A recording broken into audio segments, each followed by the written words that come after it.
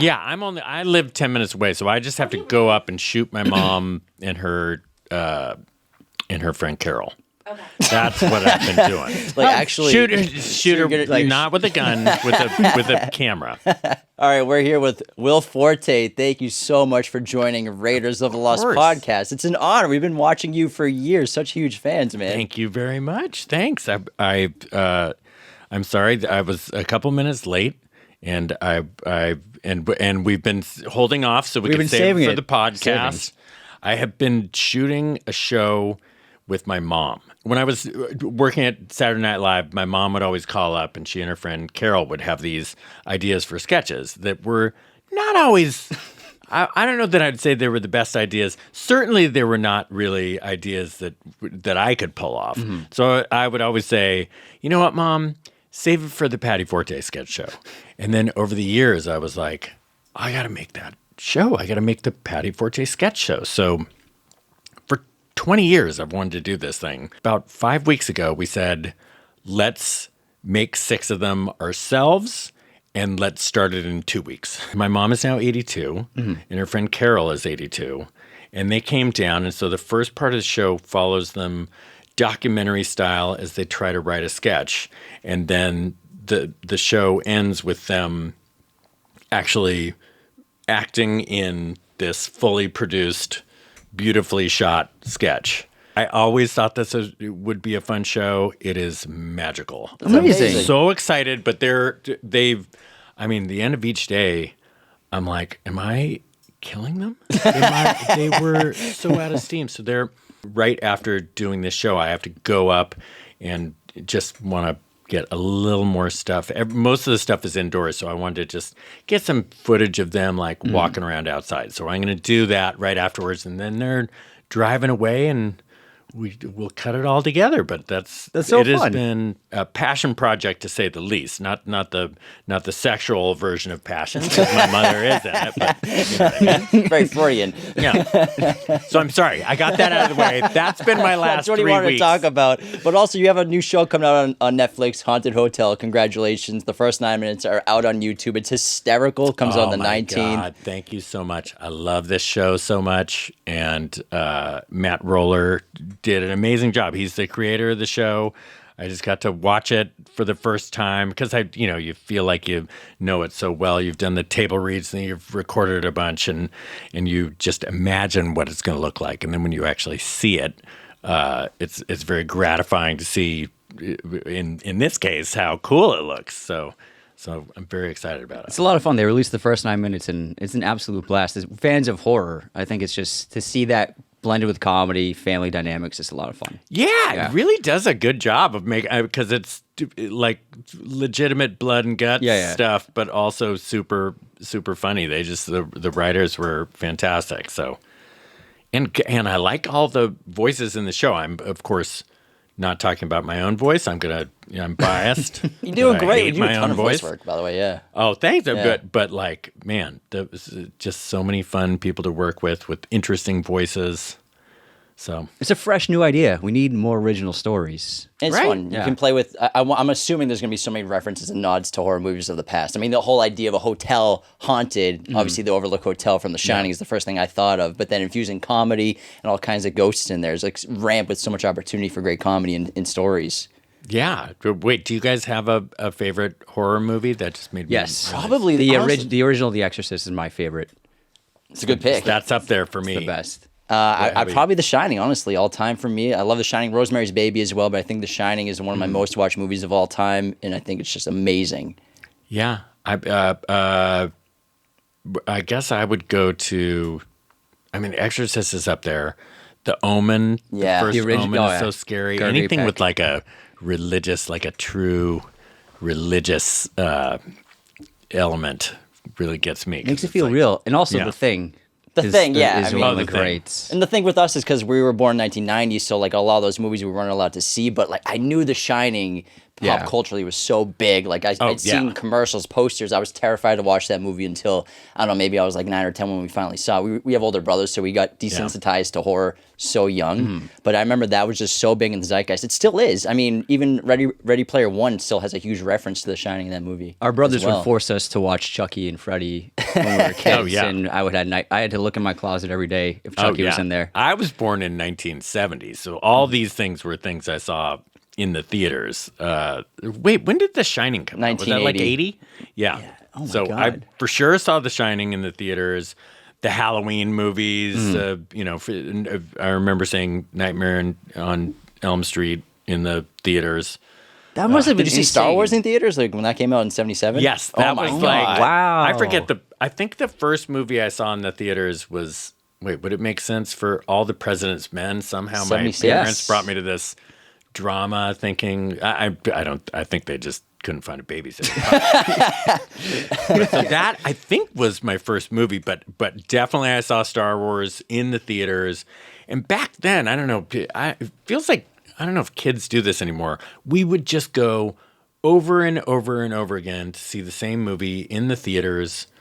I mean, there's so many ways to watch movies now that you will a lot of times just see one and then wait till it comes out, and you can, binge it at home as much as you want to. But then you would just, every weekend you'd go Saturday, and then you'd beg your parents to see it the next day. So you'd wind up seeing things 5 or 6 times in the theaters. That's magical because there's so many outlets now for media, whether it be games or YouTube or social media. And then I feel like it's hard to get people to see a movie again or want to see it again because there's so many other options out there. That's a magical time for movies in the 70s. And I mean, I would have loved to grow up seeing movies then. Top Gun Maverick, I think we saw 4 times in theaters. Yes. I saw that 4 times. That's an experience you have to have in cinemas. Such a good movie. Yeah. That was so fun.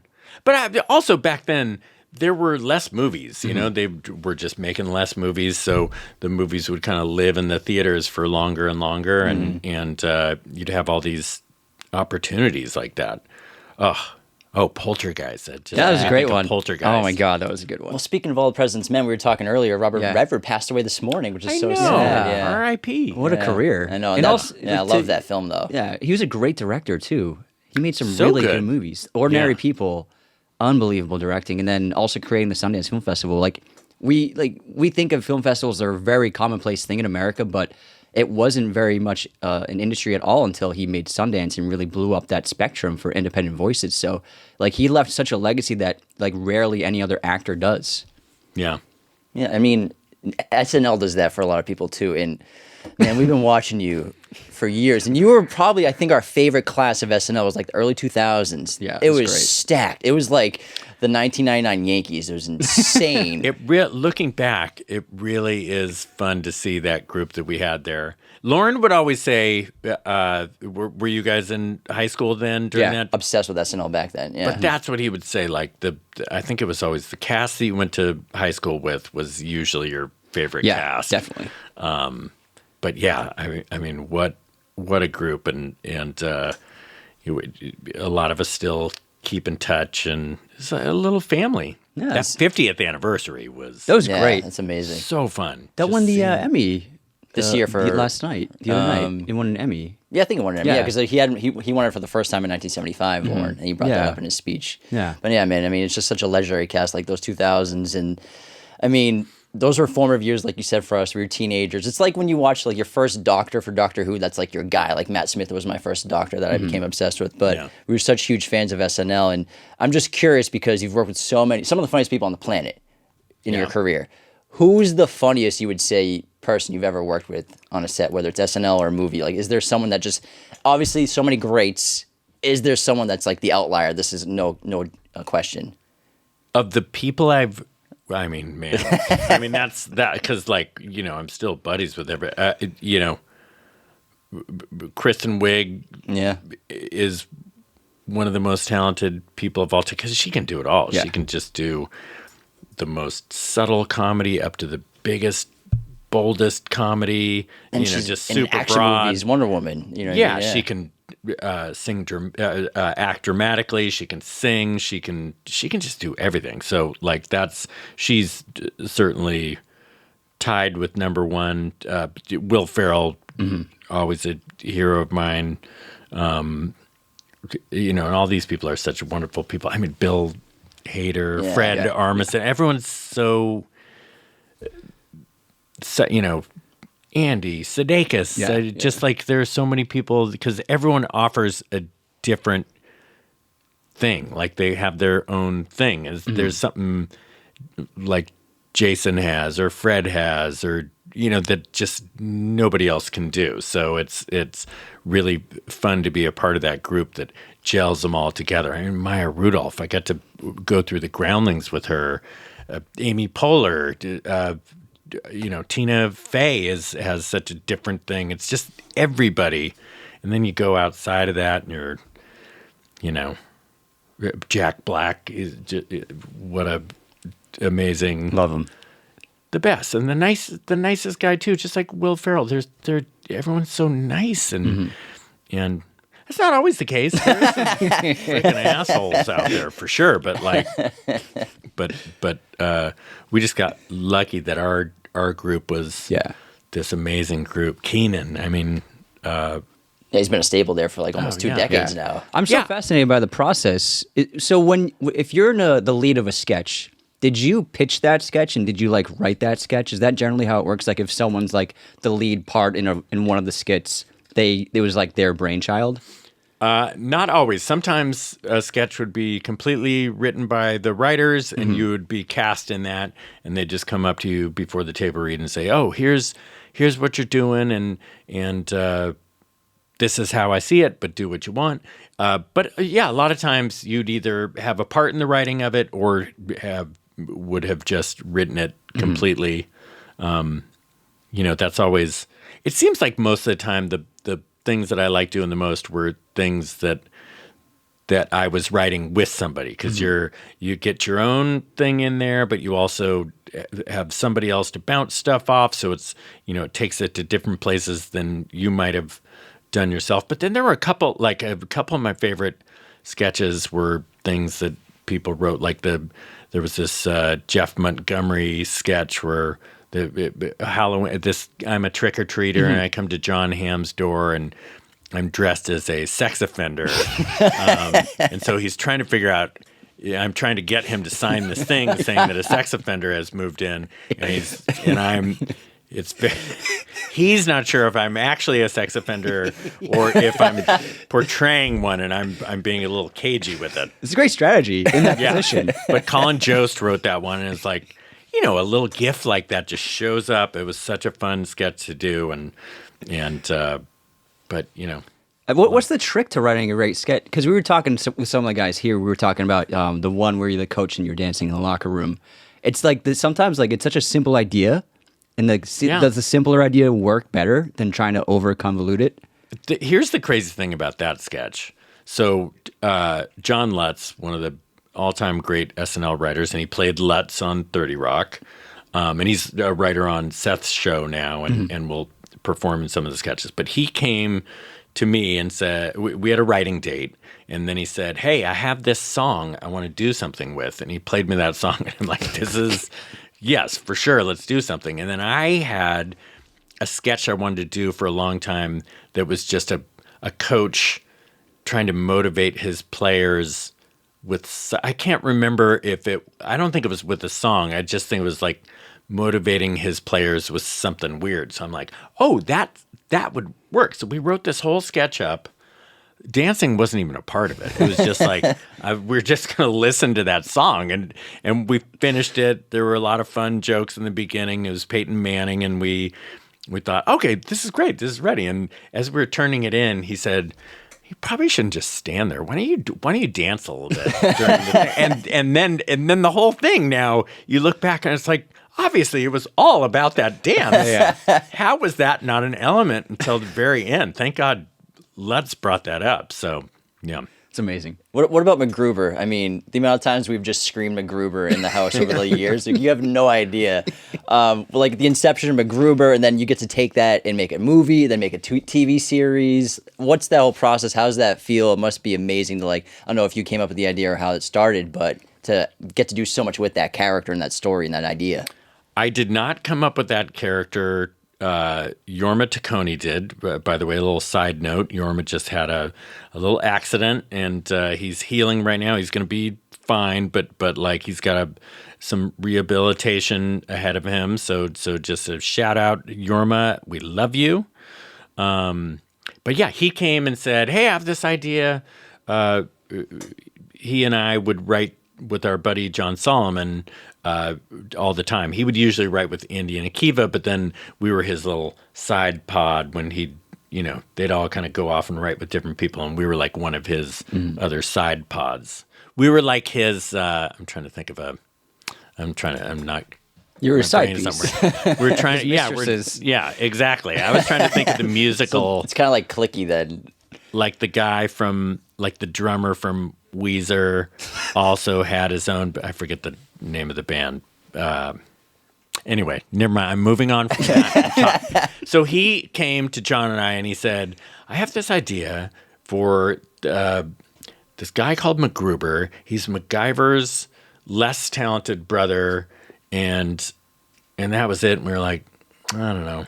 Let's write something else." So that week we just moved on from it. And then the next week he said, "Remember that thing I told you about? I really want to do it." And we're like, "I don't know. Let's write something else." So it was like 4 weeks that he pitched that in a row. And we finally, just to kind of get him to shut up, let's do it. And then so John and I, because for him, I think he had seen it as a sketch, or at least that's how he originally thought about it. And then all three of us kind of came up with that structure of 3 short films. And then we were like, "Oh, okay, we get it now." But we never thought that we'd do more than just one performance. It was like one and done. It went, I don't know, fine. It went well, but not like, it didn't go so well, that first one, that you're like, "Oh, obviously we're doing one of those." It wasn't like Cowbell, like the most iconic sketch. Exactly. Yeah. So just, I don't know, like a month or two later, something happened. We said, "Oh, we should do another of those MacGrubers, but based on this." I think it was when the David Hasselhoff. There was a David Hasselhoff video that came out of him, so that just spurred this other thing. And then that one seemed to go pretty well. And then we thought, "Oh, well, let's, if we have another idea, let's do it." And then Lauren started liking it. But every step of the way was a surprise. We never thought that it would be anything more. Like, once Lauren started asking for them, that was exciting, but also stressful, because then you got to come up with ideas. And then we did a Super Bowl commercial where, like, they had asked Lauren if they could do an SNL it was Pepsi. "Oh, could we do an SNL commercial? You just tell us which one you want to do." And he said, "Oh, we'll do MacGruber." And then when they heard it was MacGruber, they kind of backed out, and they're like, "You know what? No, never mind." So Lauren brought us in, and he's like, "You know what? The bad news is they don't want to do this commercial anymore. But the good news is we're going to do it, and you're going to make it so good that they're going to have to do it." Oh, my God. So we were like, "All right, let's do it." So we put together one that we really liked, and we had Richard Dean Anderson in it. And then we made 2 extra ones. We always make it in threes. And so the main one was like, it introduces Richard Dean Anderson as my dad, I think we said in it. And then the other 2, which were good, but like really only make sense if you've seen the first one. Anyway, they watched these and they were like, "Okay, yeah, maybe we'll put this in there." But they chose to do the second one instead. It's like, watching Empire Strikes Back without seeing the original. Yeah. No context, yeah. Yeah, so it was weird. But I think we look back and we realized it was because we said Pepsi more in the second one. Yeah. So they just wanted to hear the product more. But it was, I don't know, that was always a head scratcher to me that they wouldn't have shown the first one, which was very obvious. It had this reveal. It had the setup of the product. It was, I don't know. Whatevs. and then the same thing happened with the movie. He was like, why don't we think about a movie? And so we're like, great. And somebody had been interested or brought it up to him, and then immediately when he's like, he called their bluff and said, yeah, we're going to do that, they were like, oh, never mind now. But he again said, write it up, I'm going to find somebody to do it.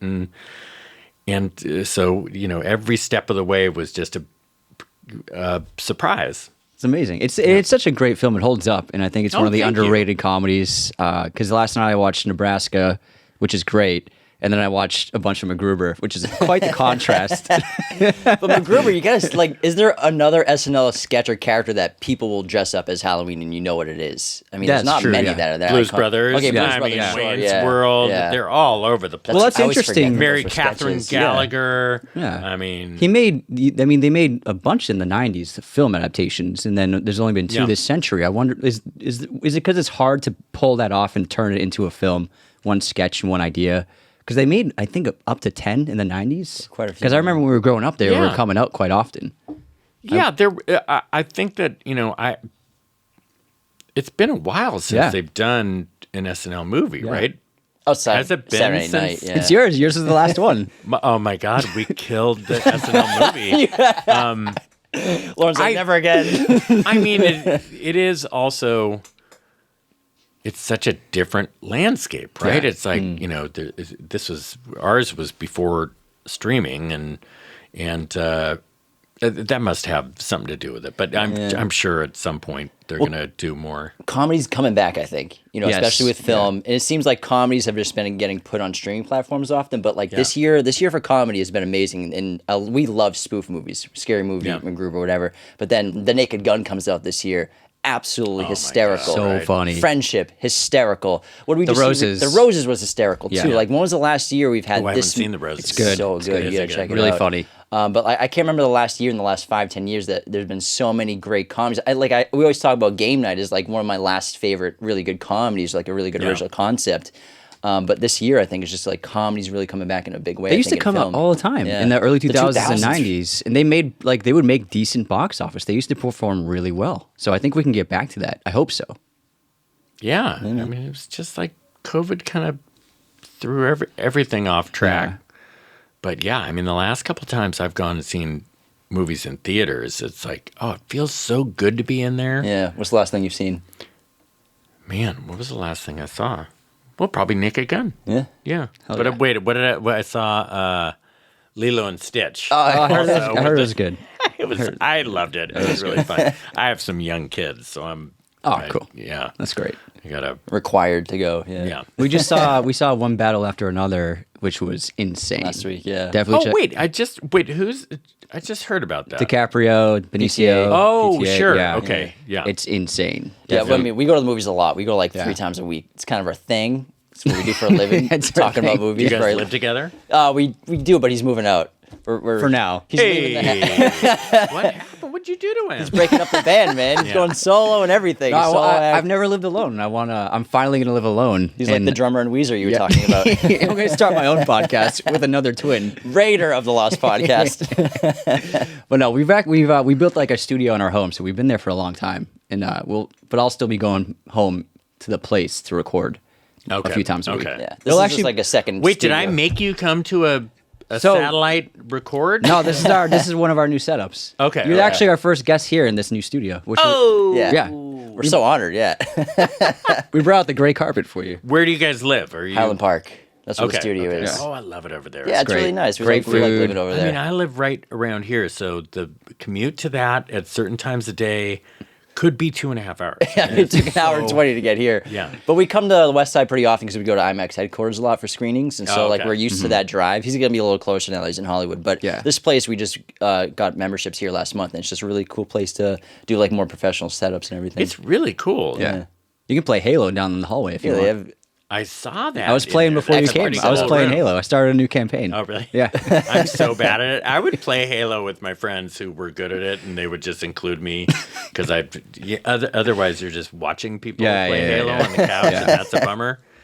I would like do a crossword, and they're like, "Why don't you pick up one of those?" All right, and I would just get killed. Were you a gamer at all growing up?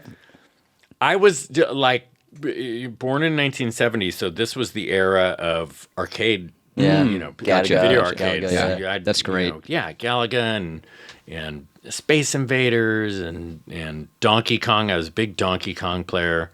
So I love that, but then didn't really translate over to home gaming. I did when I wrote at the 70s show, and this would have been late 90s or early thousands. We played a lot of Mario Kart, or they played something, and I can't remember what it was called.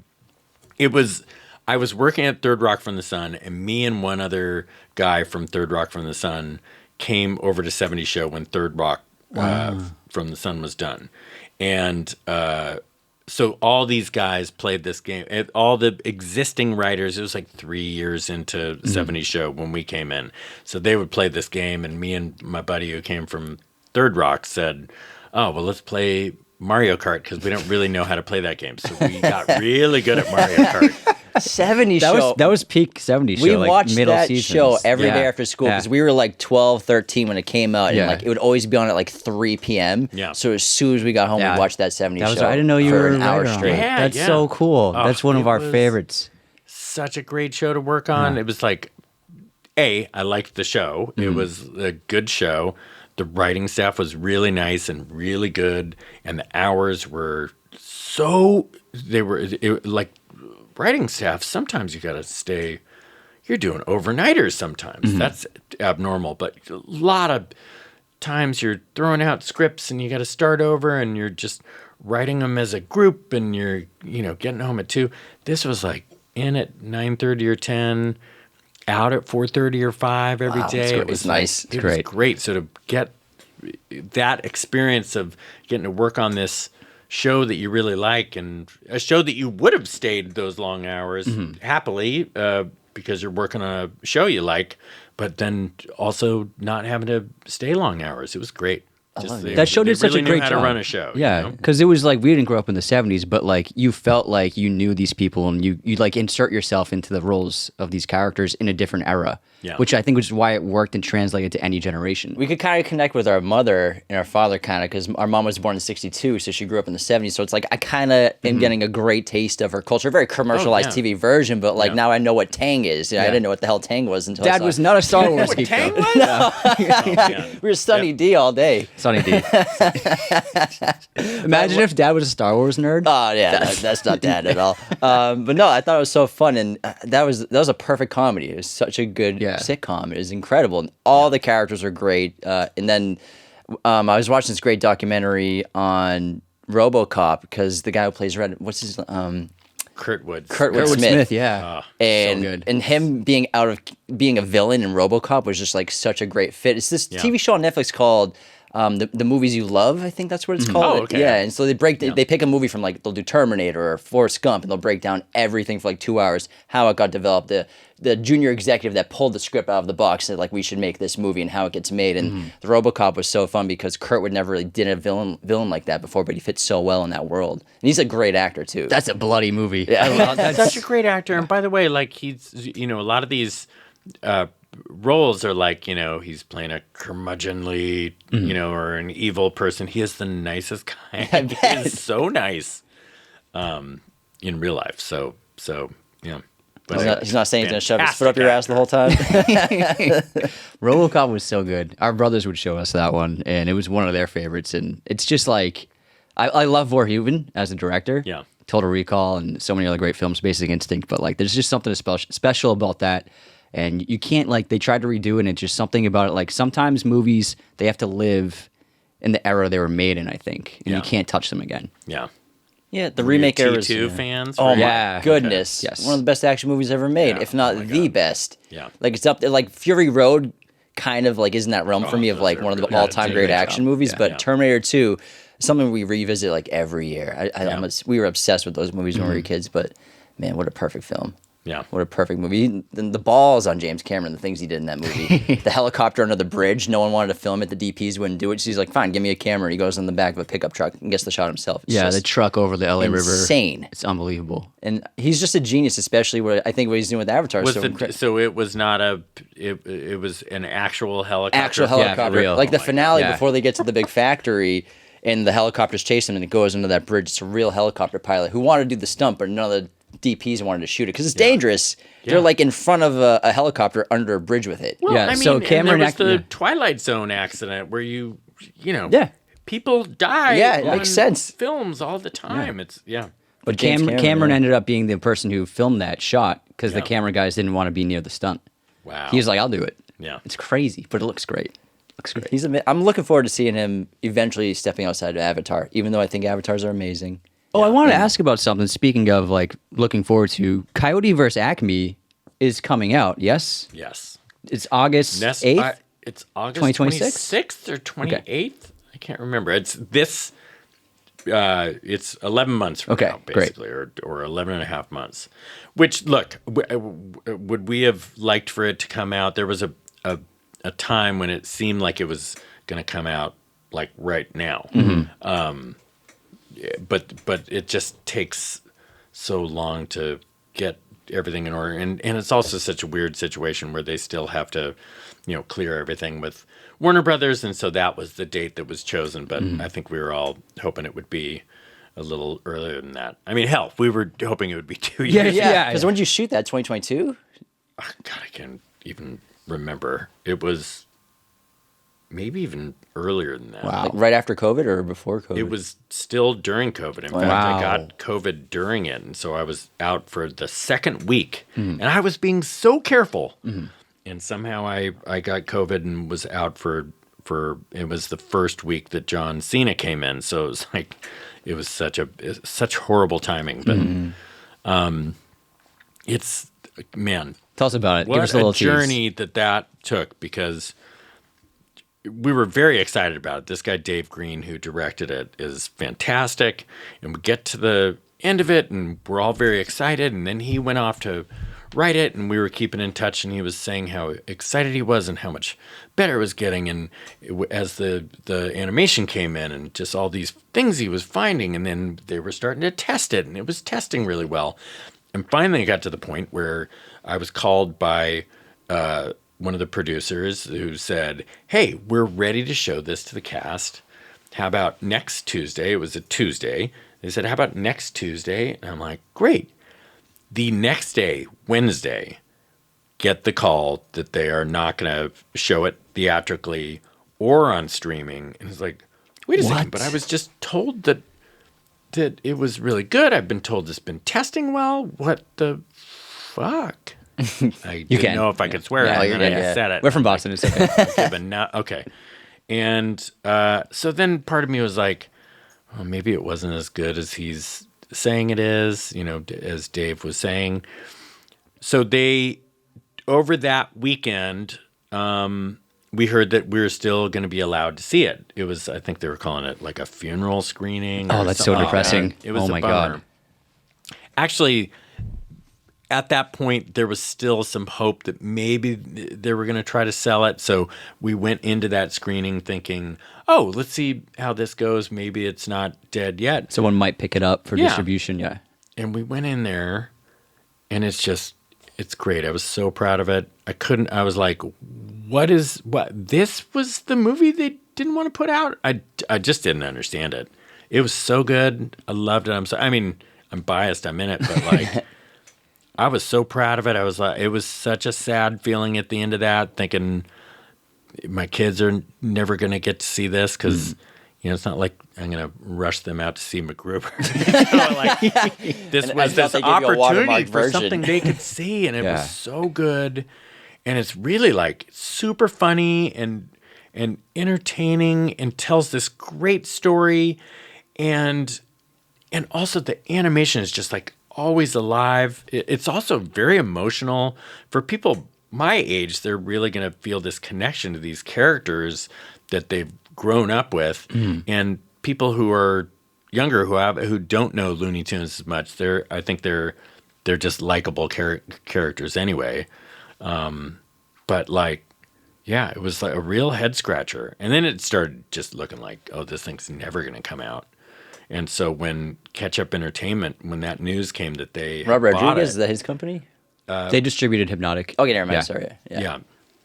But it was like the most unexpected news because I thought that the efforts for Warner Brothers to sell it or to sell it were performative, but I guess they were not. So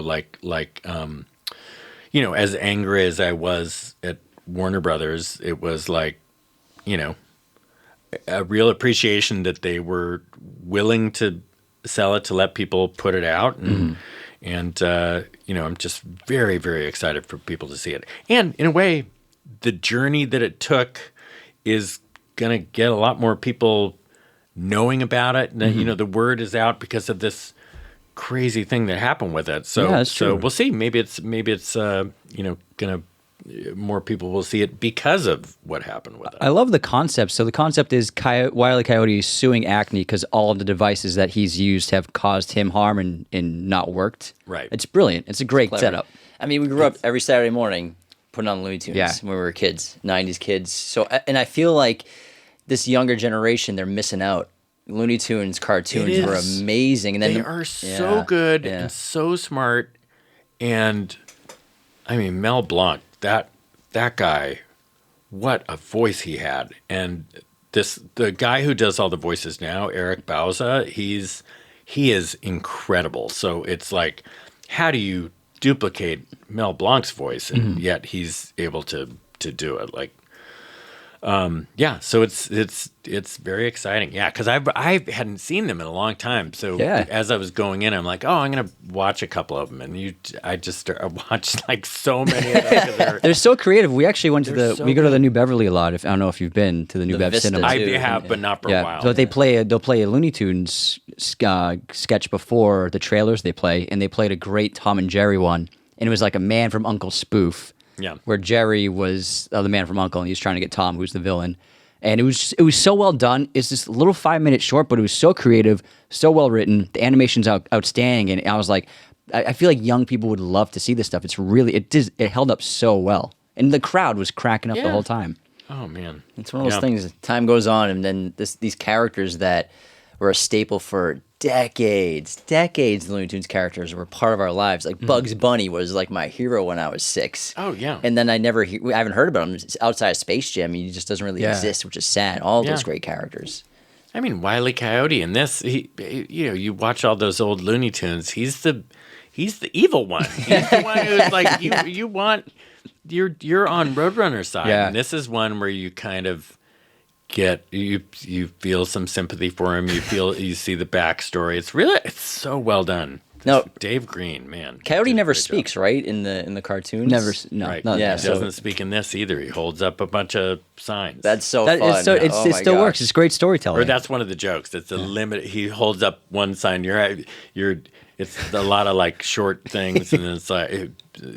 He holds up a sign at some point that says it's a limited number of signs. But it's so fun. Great. It's like a mixture of animation and then bring it to life with all these effects. Like, if a animated thing drops on a car, we actually explode the car. So you see this thing land and the car crumples because of this effect. It's so fun. That's so really great. Cool. It's like how spoofs, we're glad they're coming back, and Scary Movie 6 is going to come out soon. They're going into pre-production on that. That type of film where it's live action with cartoon animation, whether it's Who Framed Roger Rabbit, and then the Brad Pitt one, was it like Happy Day or something? Oh yeah, he played an investigator. Ago. Yeah, I love those kinds of movies growing up, and we haven't seen one in such a long time. Again, outside of Space Jam, that's like really where these characters only live now, which is unfortunate. But those movies are still fun. But I love that kind of film because it's so unique, it's so fun, it transcends every age group. Kids, adults can all love it, and we can all relate to it. So how fun was it to act with cartoon characters, or the difficulties, or what's that even like, the process like? Well, I mean, it takes a while to get used to because there's a lot of... I have done stuff with tennis balls portraying things before, but with something like this one...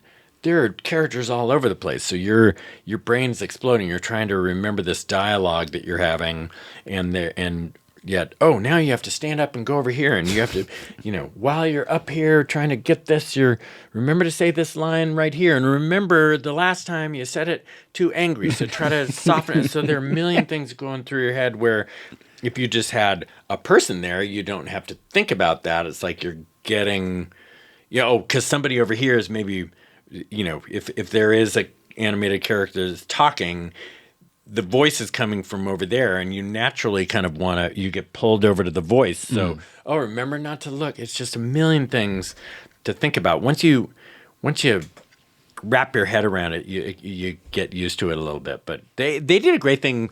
They had this idea. There's this guy, Dave Barkley, and he is this master puppeteer. He's done a million things. He was like one of the Little Shop of Horrors. Gotcha. What is it? The Venus flytrap. Yeah, he's one of the arms in that. I think he did Jabba the Hutt and Yoda and a bunch of Fraggle Rock characters and maybe Dark Crystal. He's all over the place. Just a legend. And he would come in, and they had a little Wiley Coyote puppet. That's great. So he would do that in the first take. He would be doing all this stuff, and then they'd pull him out for later takes. So I just had a tennis ball, but the scene would come to life because of him doing all that stuff. So it was a really smart thing to do. Love that. Yeah, that's amazing. puppets are that's another lost art that's coming back. Puppets. But you guys are in trouble. we have to wrap up with Will. We got the red light. We're getting the red light. I got to go meet my mom and Carol. You got to go shoot your mom with a camera. Will Forte, such an honor to meet you and chat with you. Wait, were you had I cut you off on a question. We're going to talk about the puppets because that's another thing we're talking about. These types of filmmaking that's kind of disappearing, but it's coming back. Whether it's puppeteers, like James Cameron movies, Aliens, the biggest puppet of all time. Then Tarzan, Interstellar's a puppet. Nolan's building a giant puppet for the Cyclops, and then that's kind of coming back again. Yeah. Like practical filmmaking's coming back, and it's really amazing. I mean, it's so great. Look, I love a great CGI effect as much as anybody, but how do you like the original Clash of the Titans? Yeah. Some crazy stuff. What is it? Harryhausen? Is that his? I can't remember. Ray Harryhausen, Harryhausen. I mean, that stuff. It's timeless. That's where it's at. Yeah, it's timeless. Do I got the current day lingo? Is that it? That's where it's at. That's what the kids are saying. That's what they're saying on TikTok. Bet. No cap.